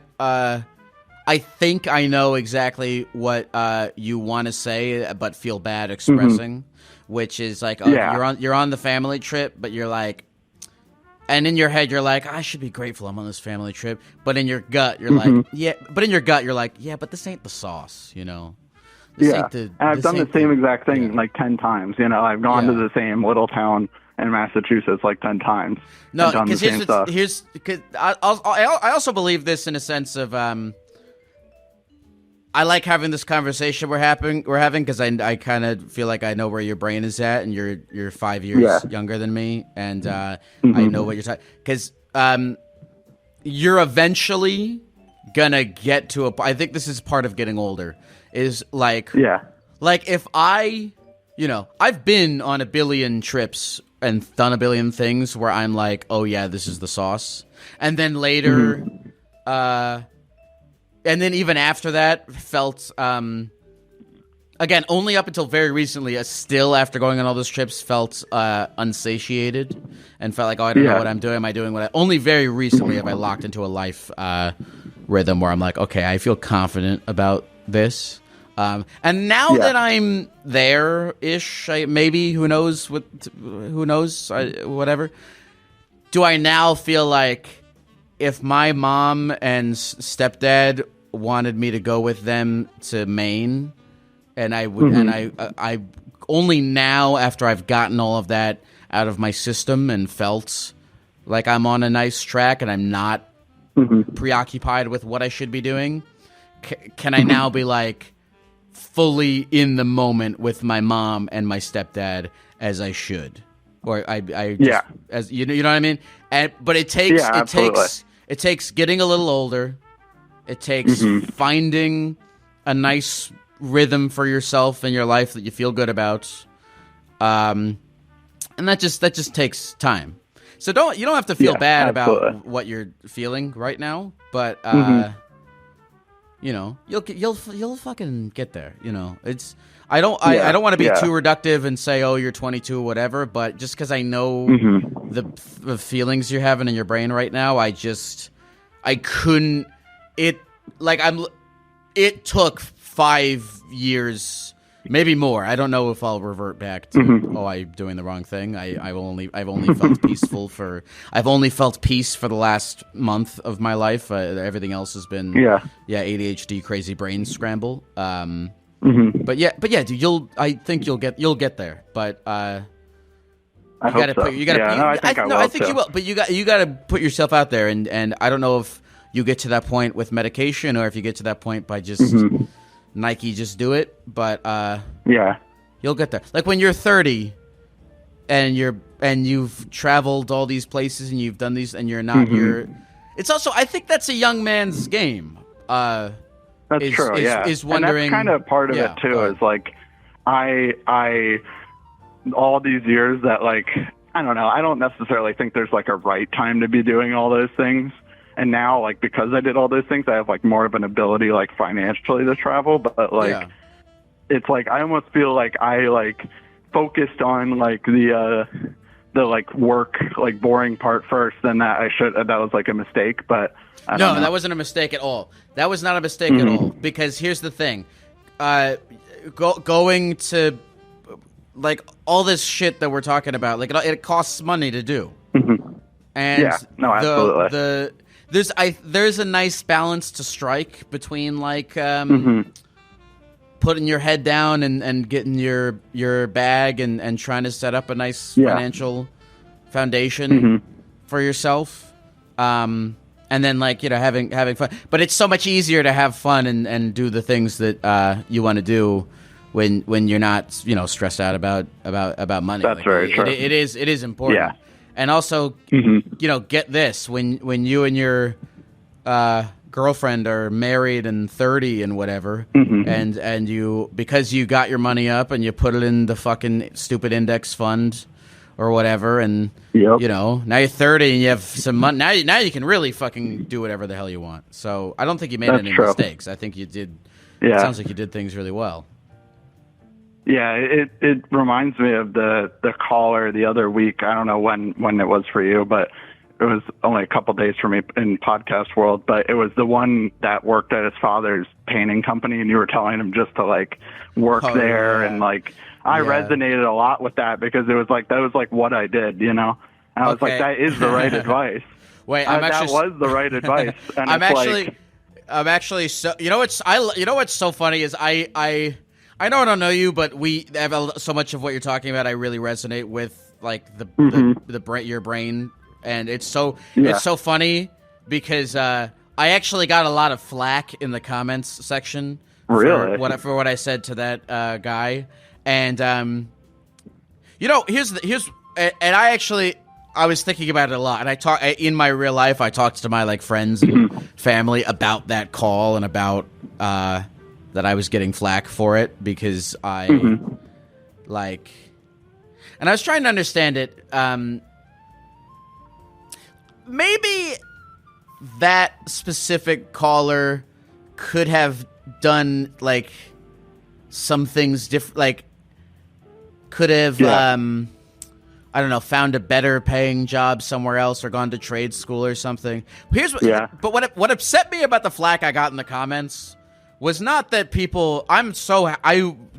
Please, if you disagree with things that I say in this podcast, I would be insane if I wanted nobody to ever disagree with me. But I wanted feedback. I wanted like alternative things. I think you were right. People in the comments were like, "Geck, that's stupid, and you're being toxic." And when I read that, I'm like, well, when I read that, I'm like, you know what? I will fully accept that I was being whatever. But what do you think? I hate when people say that. I hate when they're like, "You're wrong," but they don't come up with an alternative. Like a reason. Yeah. Not a reason, but like Lyle, what you said to this guy was wrong. Here's what I think this guy should do. Because if I saw a comment where someone was like, "Lyle, you're a fat idiot, and I disagree with you, and I think what you said to that kid was harmful. Here's what I think instead he should do." I would read that and then be like, "Oh, you know what? You're right. I actually am a fat idiot, and this commenter is correct. I like that idea." But when it's just, "Hey, you're a fat idiot and you're wrong," I'm like, come on, give me like, that's what bummed me out, is I wanted to hear in the comments like what other people thought that kid should do, so that way I could read it and be like, oh, okay, you know what, these people are right.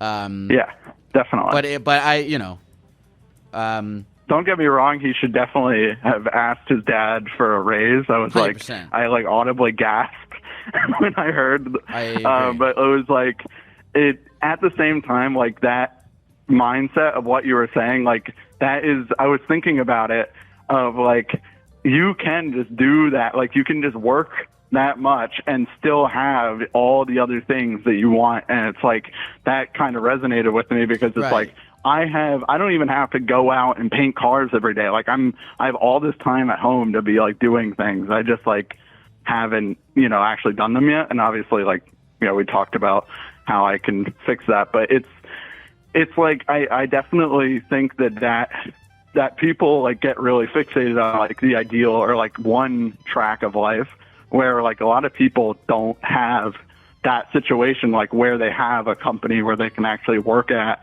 and like learn stuff, because like that will benefit him for many years to come. Like he's not just like working at like CVS or something, nothing wrong with that, but it's like there's like less upward mobility at like a CVS versus like your dad's company, Yeah, I was talking to my friends about that call, and they were like, and a lot of them were like, he should probably like see if he can find a job that's more than minimum wage, or like maybe try going to a trade school, or like the government has certain programs where they're like pay for you to blah. They were getting, and I was talking to my friends about it, and then I was like, maybe you're right. Maybe I shouldn't have told him to work for minimum wage. But the comments, I was like, well, give me, I'm totally happy. No, I was like, I'm happy to be wrong, but I want alternative. Yeah. It's like, do you know the comedian Mark Normand? Yeah. Yeah, I do. First of all, I shouldn't be reading internet comments in the first place, but I listen to Mark. I listen to Mark Norman. This is how I feel about like internet comments when I read them about myself. Like Mark Norman was talking on like some podcast once, and he was like, sometimes I read a comment on my stand-up, and it's like, you suck and you're not funny, and I'm like, whatever.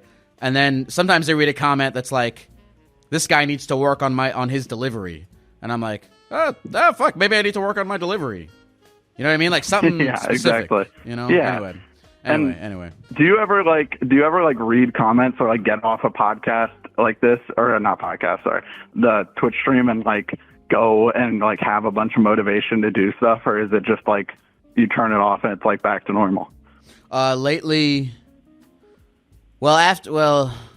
today I got to do shit, but lately, I deleted Spotify off of my phone so that I don't like check comments. I deleted Spotify, YouTube, Instagram. Yeah. I deleted like Spotify, YouTube, Instagram, TikTok, email, like everything off my phone because it's just no. Yeah, you just go to it. I would too. If there was always people like, I have a little photography Instagram, and anytime I post something, I'm like addicted to going back and looking if I got like one more like than I did last time. You know, so I can't even imagine like at a bigger scale. Do you know who Dr. K is? Yeah, the healthy gamer guy, right? Yeah, he's so awesome. I was watching a I was watching a video of his, and he was talking about like if you make anything on the internet, you get kind of like addicted. You get addicted to there's the whole like there's like a mental roller coaster of like numbers going up and down and up and down. Yeah. And he was like, the worst thing that you could do is to just be constantly looking with no purpose. Oh, absolutely. And I was doing that, and I was like, oh, I'm just stuck in this weird like dopamine trap. There's nothing productive underneath what I'm actually doing. And Dr. K was like, set up like one time a week to look at the numbers and go in there with like an analytical mind, because it's one like analytics are like important in whatever it is you do. Yeah. But absolutely, if you're just going into them to like ride your emotional roller coaster, that's fucking stupid, because there's nothing you can. Yeah. But there's nothing you can do in the moment. But if you're going into them with a pure analytical mindset and go, okay, this is what worked, this is what didn't, and I will learn better for next time, then that's nice. But anything other than that, you're just riding a stupid roller coaster meant to make you feel you're just bad. Going for the dopamine hit. Exactly. Yeah, absolutely. Yeah. What's your name again? Chunk. Chunk,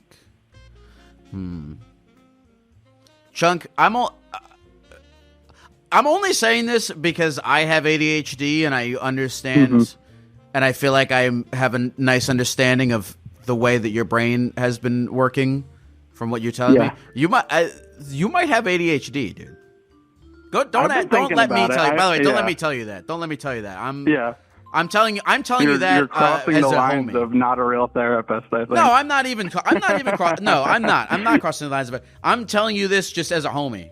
Okay, you might. No, I know. I'm joking. I honestly, it's kind of funny because I think I've known that in my mind for a while. Just like I've been picking up on like things I do, like just like my nonstop like need to like fidget. Like literally right now, I'm walking. I paced across my apartment 20 times, and like I have a rubber band in my hand. Like I can't like, I have to have something at my hands at all times or something like that.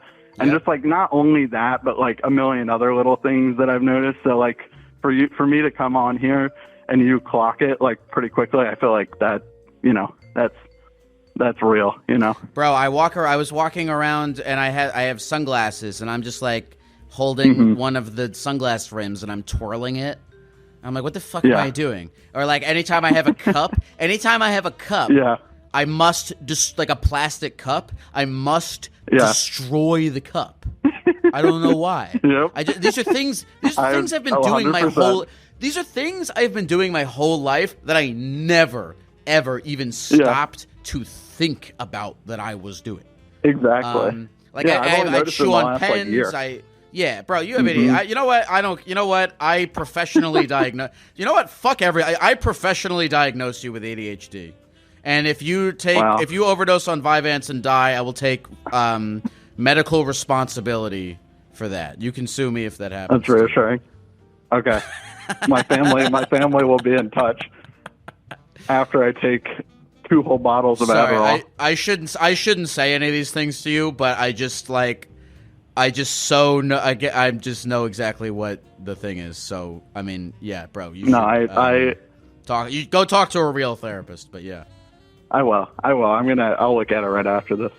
But yeah, I've been thinking about that for a while, and it's also like I think it's definitely a big connection as to why like I can't like get myself to do anything other than like the thing that, you know, quiets my brain down for a little while, you know? And yeah, but also like on another note, like I've had this weird feeling. I don't know if you don't mind if I bring something else up or not. Sure. Yeah, go ahead. I moved to the city here in Pennsylvania, and it's like kind of like always was my like dream to do it.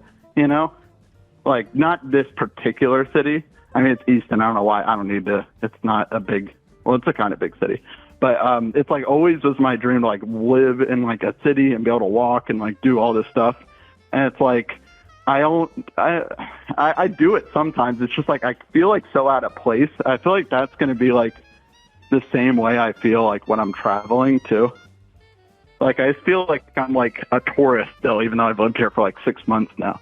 Do you ever get that feeling like when you're traveling or like living somewhere or something like that? Yeah, I mean, is that not the point though? That's true. I don't know. Yeah, I think I just have this like unrealistic expectation that I'm gonna like be a local immediately or something like that. But yeah, I mean, that's a good way of framing it.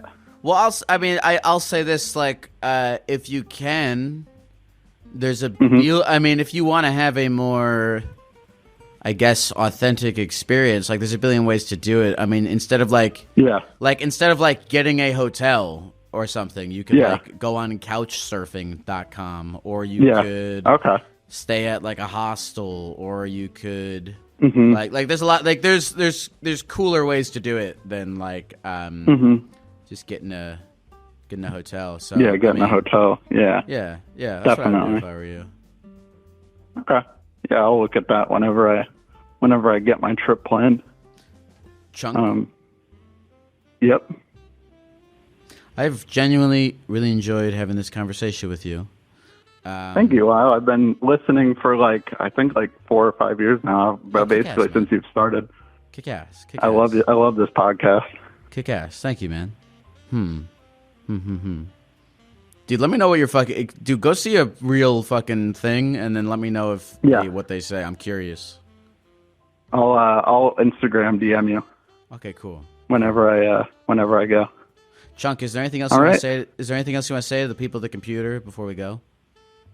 Go Eagles. I really always thought about what I would say, and that's the only thing that ever came to my mind. So go Eagles. Beautiful. See you later, Chunk. See ya. Bye. That was cool. I liked that conversation a lot. Cause I don't know. Sometimes I'm like, it is, dude. It is so funny. Cause that guy is 22, and I didn't clock that it wasn't normal to just destroy a cup that you have in your hand, or like chew on pens and destroy them, or twirl with, like, I'm always fidgeting, and it was such a part of my life that I didn't even know it wasn't normal.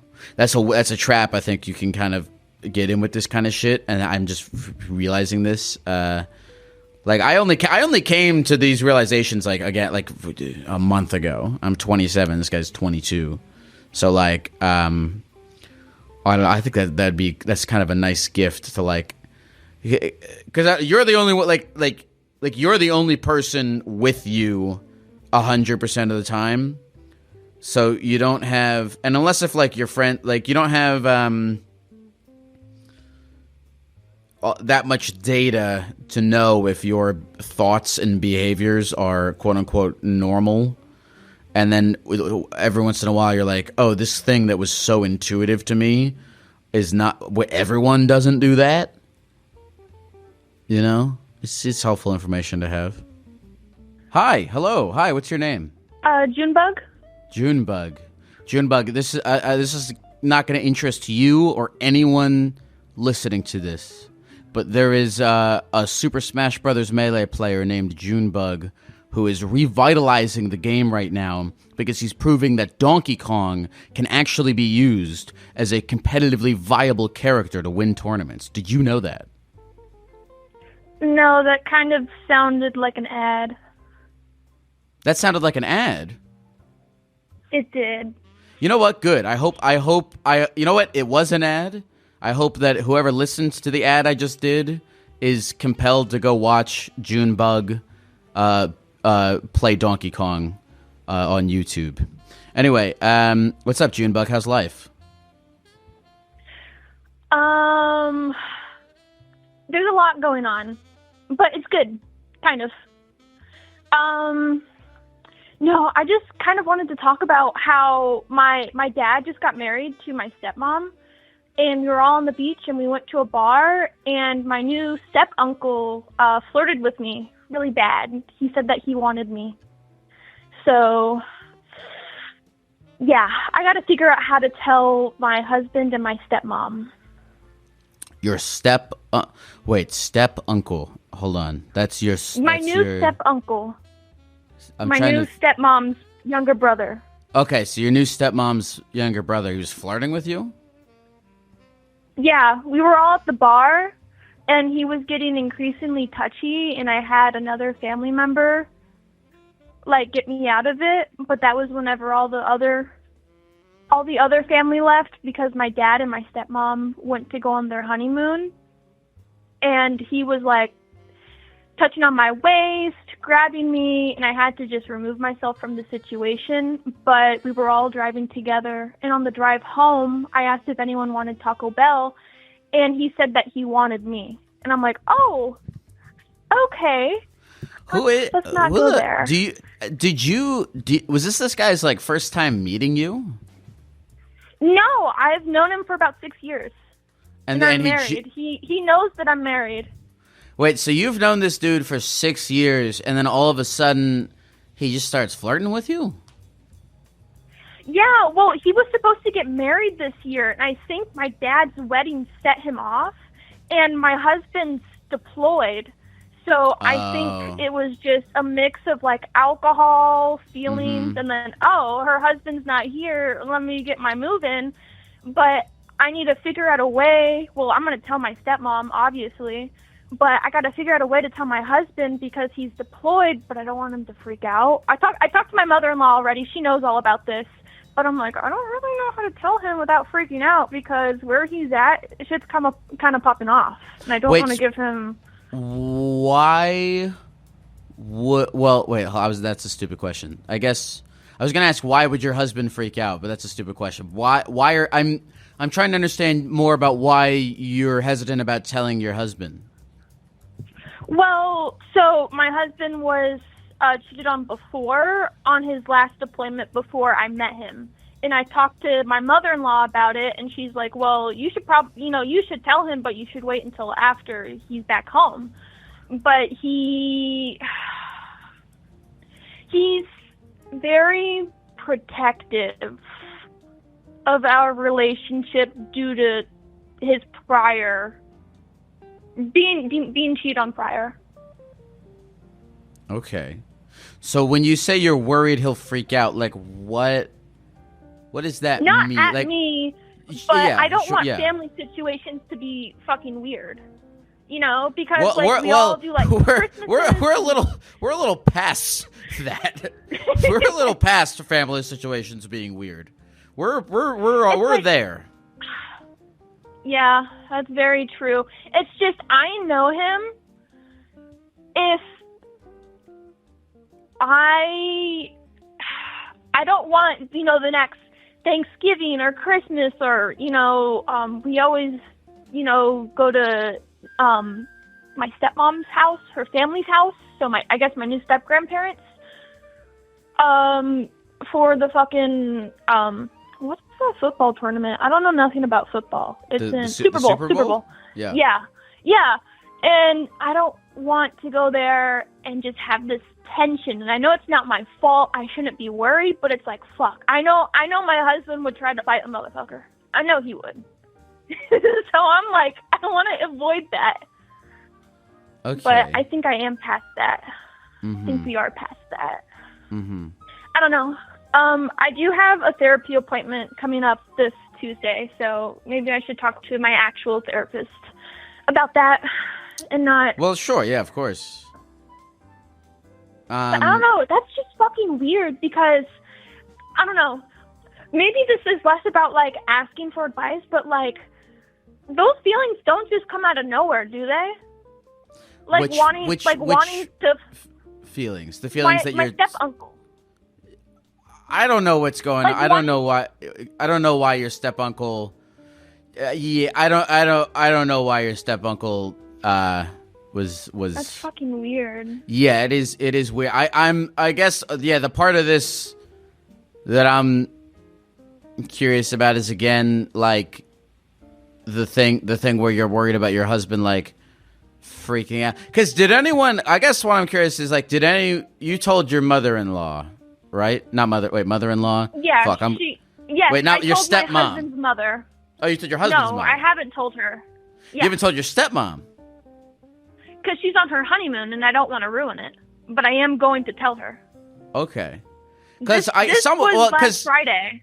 Because here's the thing, right? Is if we're gonna keep doing Super Bowls together, and we're gonna keep doing Thanksgivings together, someone's got to tell the step-uncle, like, yo, you gotta not do that.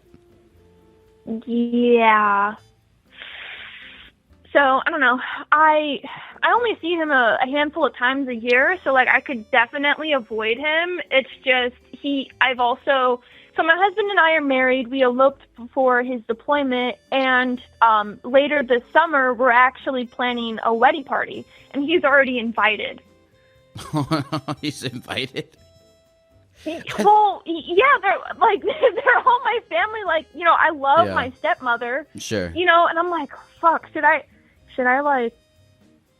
talk to him and be like, sorry, you're not invited anymore, but the rest of your family is. Here's the question. Here's the question. And this is, I mean, after this all went down, do you want him there? If you don't want him there, then no. You don't want him there. No, but so they're all close, and the thing is, so my stepmom, she has her brother, which is a twin, and then she has another set of brothers that are also twin brothers. And it'll be weird if I invite one twin but not the other because I'm friends with the twin. I don't know. It's like some sort of like twin logic. They don't go anywhere without each other. Yeah, but and I'm like, but like, I mean, look, this guy clearly, overstepped his boundaries, right? And if you want, and if because of that, you don't want him at your fucking wedding, that's an L he's got to hold. It's not like, and also look, is he really gonna? That's just an L you got to hold. You got to be like, hey man, look, that was kind of weird, so I'm not gonna invite you to the wedding. What's he gonna do? Be mad about that? I hope he does. He deserves it, to be honest. Yeah, I understand from you. I understand. Also, go ahead. That also opens a whole can of worms because I want to keep this on the down low. I'd rather just, tell my husband, tell my stepmother, have my stepmother have a talk with my new uncle. Oh my God! And you don't want it to be a whole down low. Yeah. Yes, but you're not interested if I don't invite him. Sorry, go ahead. Yeah. If I don't invite him to my wedding, which he's already invited, I already sent out invitations. It'd be kind of weird. I don't know. That'll just invite attention and drama, and You're balancing. I see. Okay, no, I 100% see what you're saying. You're balancing like, I don't want to have this guy at my wedding versus I want the path of least resistance. You don't want to. You're not interested in like stirring up the family dynamics. You don't want to deal with the drama of the fucking whole thing. Mm-hmm. You don't want to stir the pot. You just want to have your wedding and not think about any crap. And you're interested in taking the path of least resistance. Oh, of course. That's understandable. Yeah. That's totally understand. It's a totally, listen, here's the thing. If you told me that you wanted to wage war on this guy, and or if you told me you wanted to take the path of least resistance, both valid ways of going about your life. I get what you mean. This is just a really tricky situation because I also have to take my dad's new marriage into account, because what if my dad, he's not this type of person, but what if he gets super fucking pissed off at him and, the family dynamic in between, his new wife and his brother-in-law is strained. It's just, I just wish this never fucking happened. It's just so,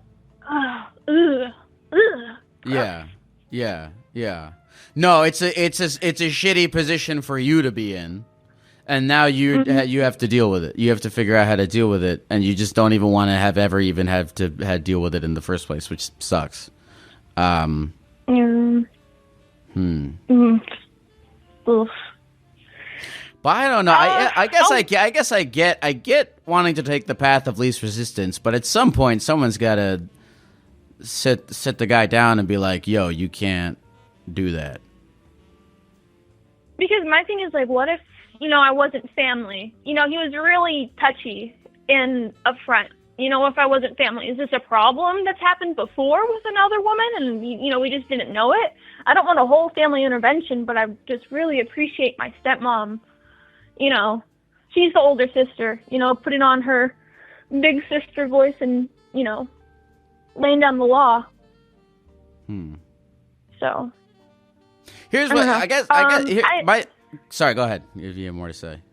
No, go ahead. Well, I guess my thoughts about this are like, because you're in a situation where you're like, I just wish I was never in this situation. I don't want to deal with any of this crap. Like, I don't like, and when you're in a situation like that, the path of least resistance is a very attractive path. So look, I'll say here's the thing. I'll say this.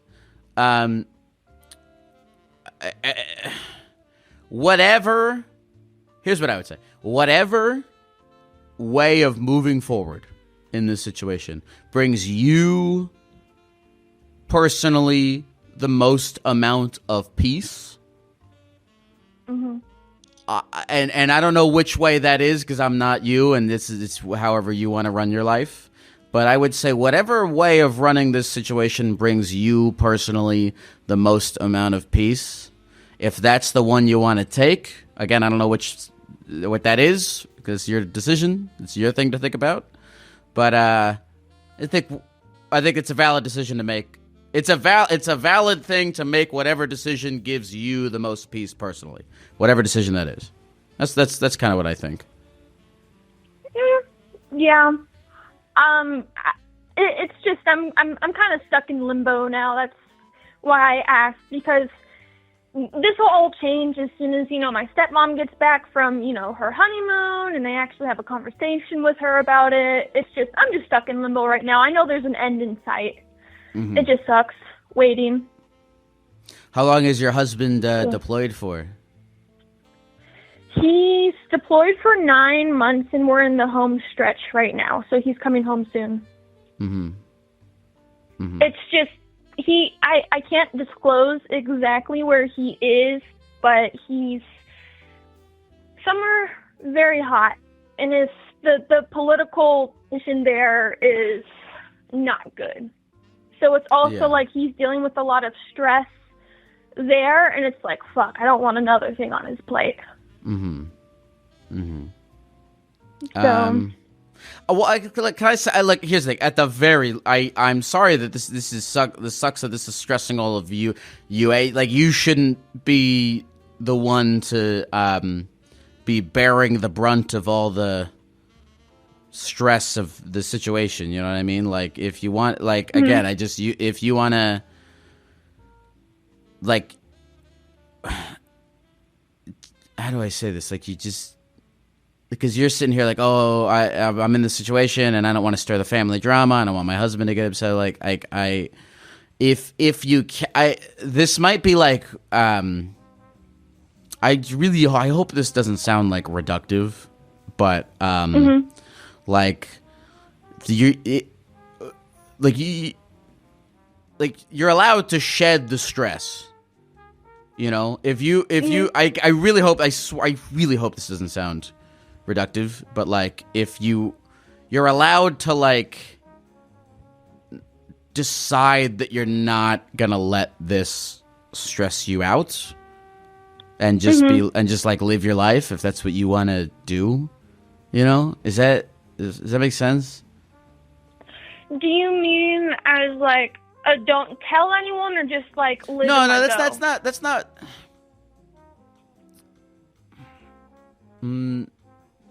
Is this like a more live and let go type deal? Like, oh, it happened, it sucks, but I gotta move on with my life. It's in the past. Not necessarily, no. But again, for you, like, okay, like, it's just what I said earlier. Like, I think you shouldn't be the one to like deal with the stress of the situation and whatever decision. Because look, I mean, for some people, it's like. If you were like, no, I want to like confront my step uncle about this. I want to tell the family. I want to deal with others, and like that's what's gonna, and like doing that is what's gonna let me sleep at night.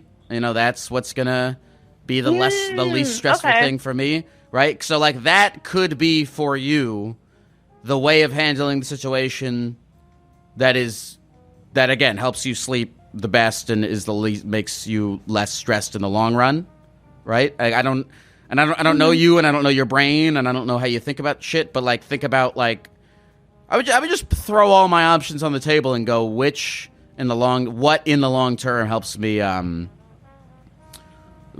gives me the less amount of stress in the long term. Or you could be like, or if you wanted to, you could be like, look, I'm just gonna fucking like minimize my interactions with this fucking guy over the years, and I'm gonna not think about it, and my husband's gonna come back and we're gonna live our lives together, and I'm just gonna not make this a whole thing, and maybe that's what helps you sleep at night more, you know.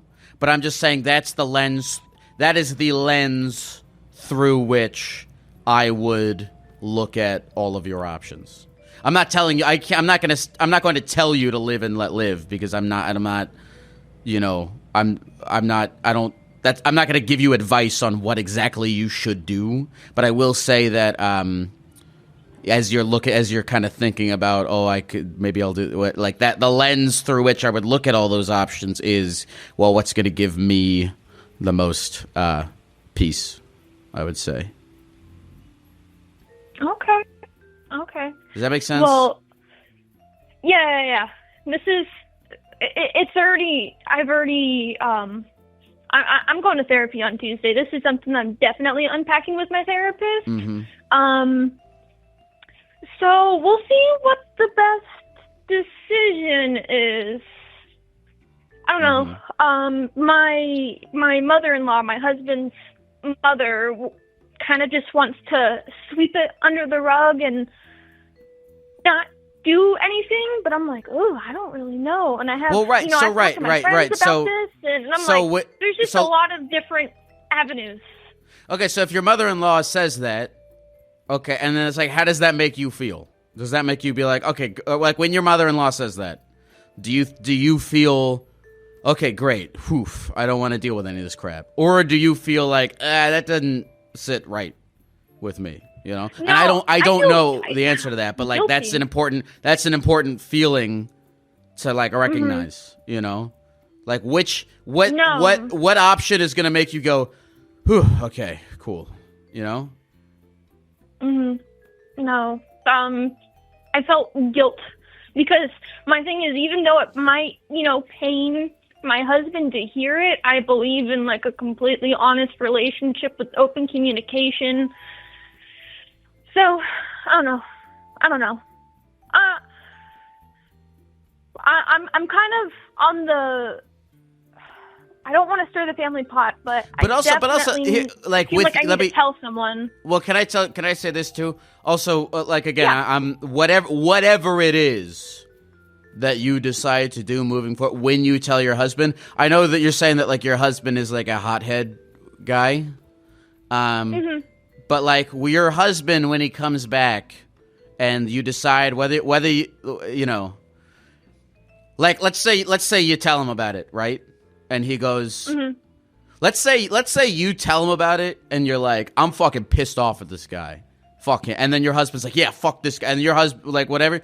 But let's say you tell him about it, and then you're like, hey, this happened, but it would make me feel the most peaceful to not make it a big deal. Like, whatever way that you want to go about it, your husband should be supportive of you. So if you go and you say, I don't want to make a big deal out of it, your husband should be like, okay, I respect that. I respect your decision to go about whatever the fuck to do this. I mean, he's going to have his own opinions about shit, of course.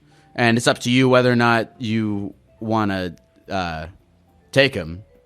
But like your husband, whatever you decide is the thing that makes the way about going about the situation that makes you feel the most peaceful. I think your husband should be supportive of you in whatever that decision is. I would say I think that's a healthy relationship. But I could be wrong. Maybe it's healthier for him to challenge. I don't know. I'm a Gecko.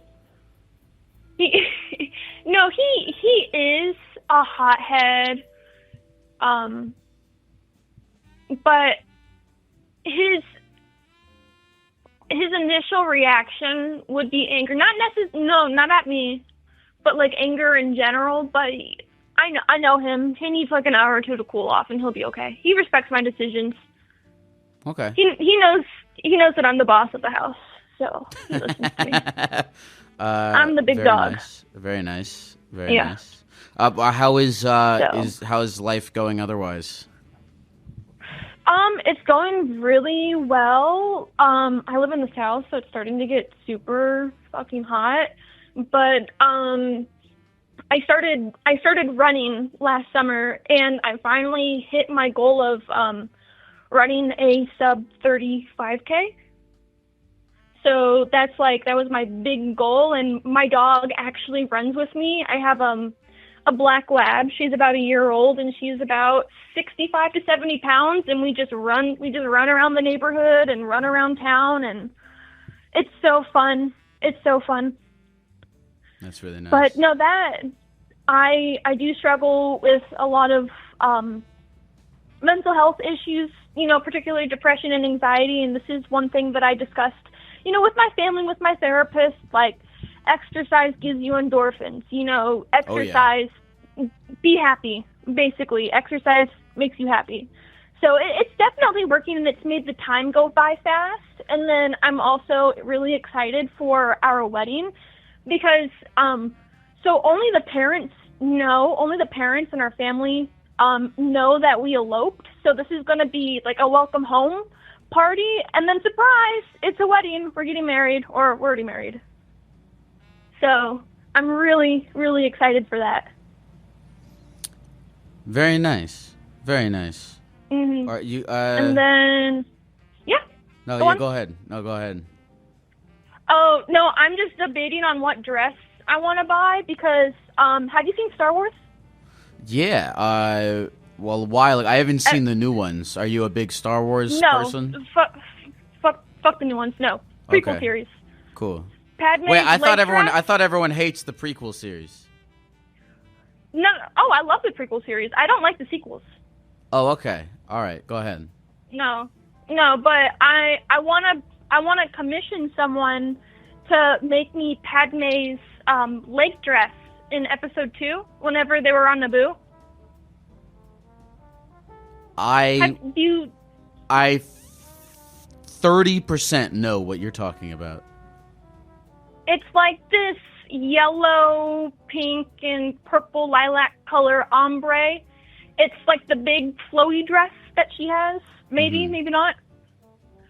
But I don't know. We're going for a tropical theme because my husband's his family's from the Caribbean, and we're trying to do something like with that theme. Make it feel like a vacation whenever he comes back home. But I'm like, I feel like I want to stick out like a sore thumb. But the thing is, his family's all Star Wars nerds, so I think it'll be okay. I don't know. You like Star Wars, right? Yeah. Oh yeah.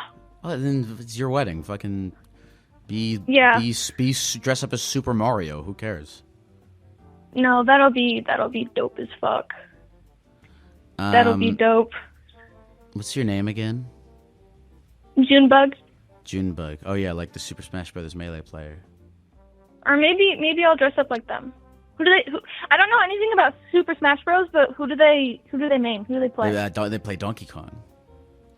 Oh, you know what? I'll dress up as Donkey Kong for my wedding. That would be cool, man. That'd be cool. And then your husband can dress up like Diddy Kong, and then you can be like, yeah, I'm the fucking boss of the house, dude. I'm the big Kong. I'm also taller than him. He's 5'1". I'm 5'4". Ooh, I like that. So it works. I like a good woman taller than the man relationship. Every time I'm on the like when I'm like walking down the street and I see a couple and the lady's taller than the guy, I like pump my fist a little bit. I'm like, that's awesome. Yeah, fucking short kings unite. Rock and roll. All right. Junebug, is there anything else you want to say to the people of the computer before we go? Yeah. If you're a short guy, please pursue taller women. We like it.